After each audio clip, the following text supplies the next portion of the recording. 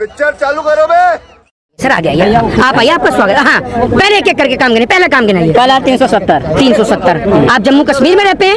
नहीं मैं भारत में रहता हूँ। कहाँ रहते हैं? भारत में। तो भारत में जम्मू कश्मीर नहीं है? जम्मू कश्मीर से सुन लीजिए, जम्मू कश्मीर से धारा 370 हटने का यूपी, बिहार, पंजाब, हरियाणा, राजस्थान, इनके लोगों को क्या फायदा हुआ? पता नहीं।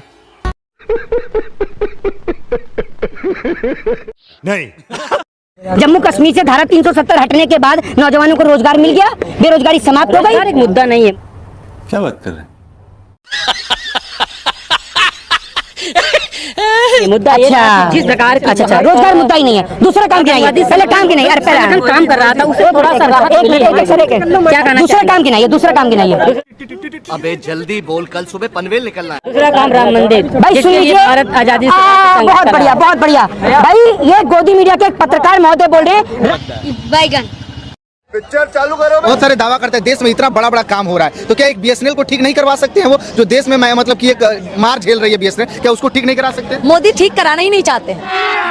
अभी मजा आएगा ना। मोदी जी चाहते हैं तो वो अंबानियों का पैकेट भरना और अंबानियों को गोदी में खेलना। सफेद कपड़ा।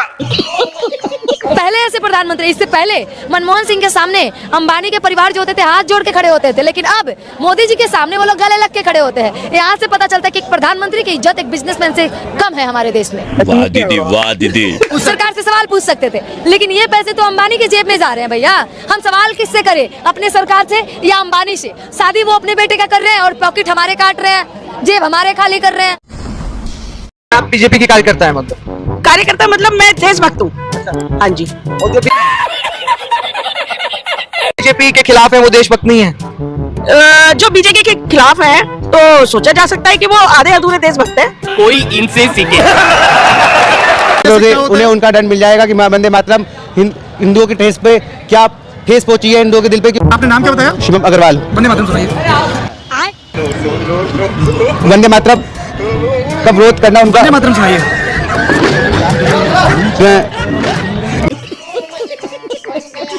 वंदे मातरम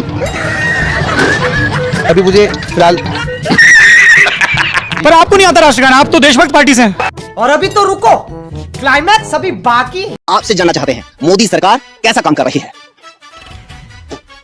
किसके लिए? पहले मुसलमानों के लिए बता दीजिए। मुसलमानों के लिए तो मोदी सरकार ना अच्छा काम नहीं कर रही। और हिंदुओं के लिए? हिंदुओं के लिए नहीं, हिंदुओं के लिए भी अच्छा नहीं कर रही। ये तो लेटेस्ट न्यूज है। मेरे ये शब्द लिख के रखिए, ये मोदी बोल रहा है।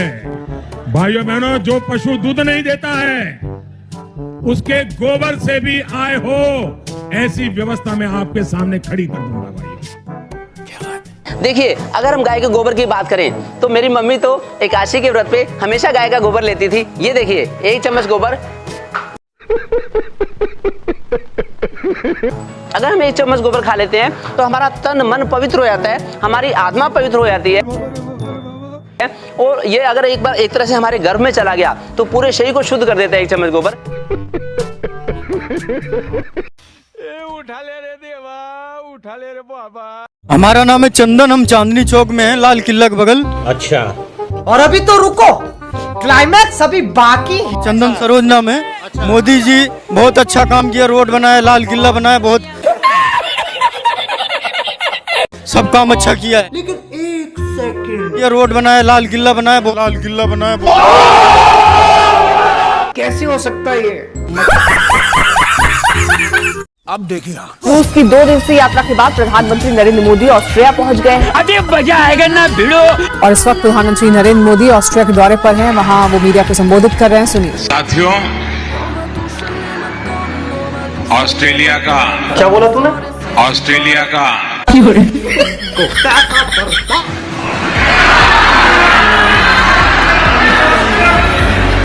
ऑस्ट्रिया का ये मेरा पहला दौरा।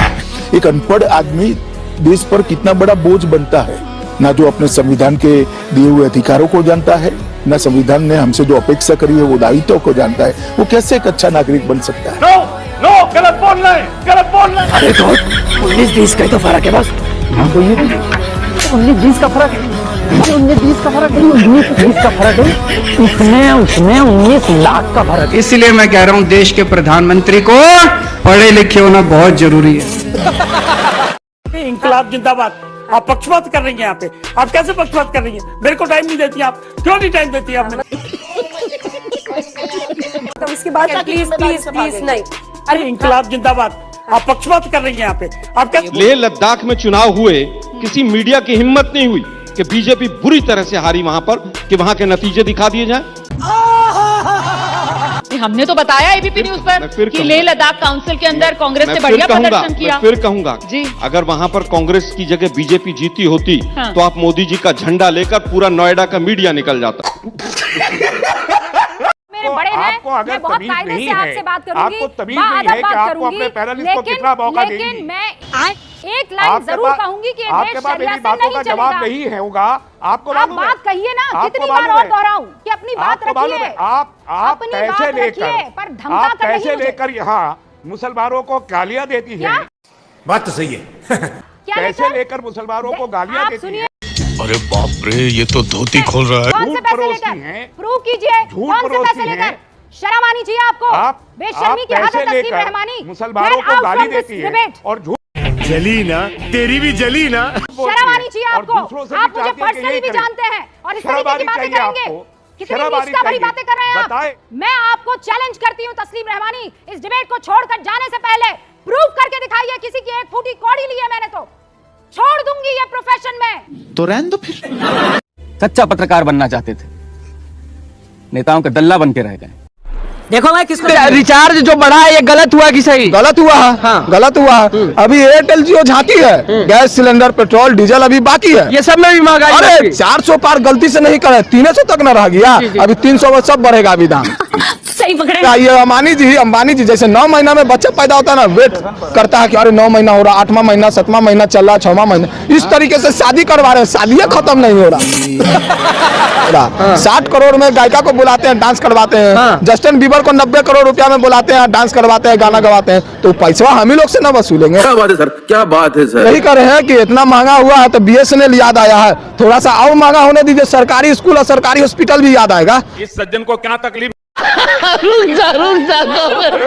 रोज रोज कहते थे कि पीएम चुप है, उन तमाम मुद्दों पर देश की संसद में पीएम ने बोला है, चाहे वो मणिपुर हो या फिर नीट हो। चलो भाई देखो अब मैं क्या करता हूँ। सबसे पहले तो देश के प्रधानमंत्री का हाथ जोड़कर बहुत बहुत धन्यवाद।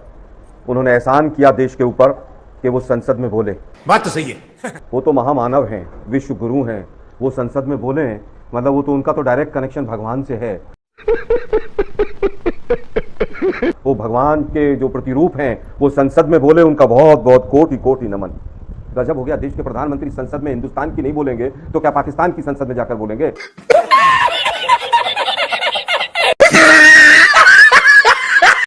इतने ज्वलंत मुद्दे हैं, देश के प्रधानमंत्री आज भी झूठ बोलने से पूरी तरह से कतराए नहीं, आज भी झूठ पे झूठ, झूठ पे झूठ। और कल जिस तरह से लोकसभा में निर्लज्जता का परिचय दिया वो पूरे देश ने देखा। आप सोशल मीडिया, यूट्यूब और तमाम आंकड़ों को देख लीजिए, तमाम सांसदों को 10-10 गुना ज्यादा सुना है देश की जनता ने। मोदी जी के झूठ को अब कोई नहीं सुनना चाहता है। ऐसा नहीं हो सकता, कह दो कि ये झूठ है। नहीं। जैसे कि अमेरिका मुसलमान के पीछे, चाइना मुसलमान के पीछे, इंडिया भी मुसलमान के पीछे। इंडिया में कौन? जनता नहीं, मोदी। यानी कि आप अंदाजा लगा लीजिए कि मुसलमान सबसे आगे, तब ना सब पीछे है। सब तो चाइना, अमेरिका, मोदी, पूरा मोदी का भाजपा सरकार ऐसे कर दिया, ऐसे कर दिया, मदरसा बंद करो, हिजाब तो 3 तलाक, तो मतलब बुर्खा, तो आप कुछ ही नमाज, तो मदरसा, यही सब न कर रहा। तो आप समझ सकते हैं कि मुसलमान सबसे आगे, तभी तो सभी कर रहा है।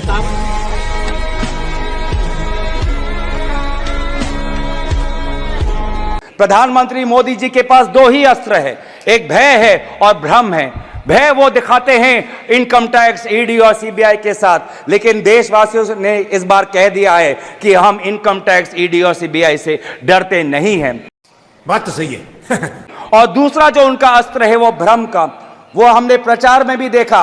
और जिस प्रकार से प्रधानमंत्री मोदी जी के भ्रम को देशवासियों ने लोकसभा चुनाव में नकारा, भारत की आवाम इस वोट से ये कहना चाहती है कि वो इंसान जो खुद को भगवान समझता है वो भगवान नहीं, सिर्फ इंसान है। गजब बेइज्जती है, हम आवाज उठाएंगे वो सड़क पे सोते हुए लोगों की, जिन पर एक अमीर का गाड़ी रेंजते हुए उनको मार देता है और फिर वो बेटा बाद में बेल पर निकल जाता है, और उन जो लोग जो सड़क पे सोते हैं आज उनके बारे में कोई नहीं सोचता। हम आवाज उठाएंगे उन गरीब लोगों की जो आज अस्पताल में लगभग 6-6 साल उनको रुकना पड़ता है पर उनको सर्जरी का अपॉइंटमेंट नहीं मिलता है।